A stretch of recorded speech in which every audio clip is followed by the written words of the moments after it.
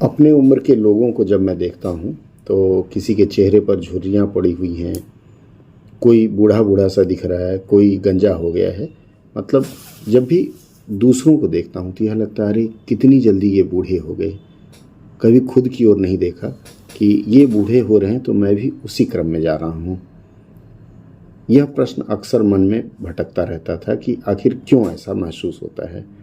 आज मैं ये गीता प्रबोधिनी पढ़ रहा था तो इसमें एक श्लोक मिला, ये पृष्ठ संख्या 25 पर है।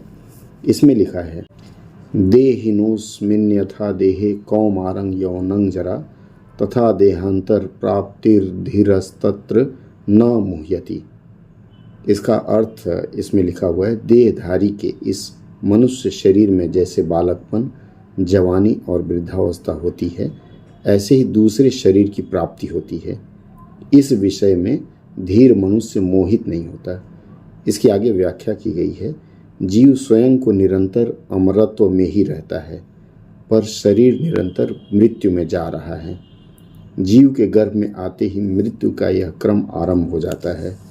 गर्भावस्था मरती है तो बाल्यावस्था आती है, बाल्यावस्था मरती है तो युवावस्था आती है, युवावस्था मरती है तो वृद्धावस्था आती है, वृद्धावस्था मरती है तो देहांतर अवस्था आती है, अर्थात दूसरे जन्म की प्राप्ति होती है।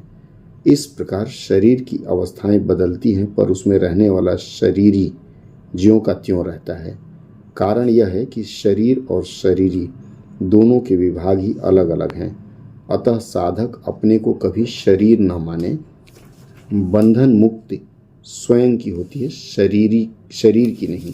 यहाँ इन्होंने शरीरी कहा है। शरीरी मतलब आत्मा, और आत्मा कहा भी गया है कि आत्मा बूढ़ी नहीं होती, मरती नहीं है, जलती नहीं है। तो यह हमारे अंदर की वह आत्मा है जो हमें सदा युवा का बोध कराती रहती है।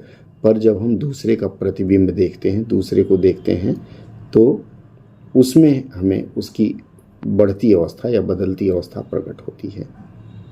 ऐसे ही जो भी प्रश्न मन में आए, कभी आप गीता पलट कर देखें, आपके हर शंका का समाधान मुझे लगता है मिल जाया करेगा।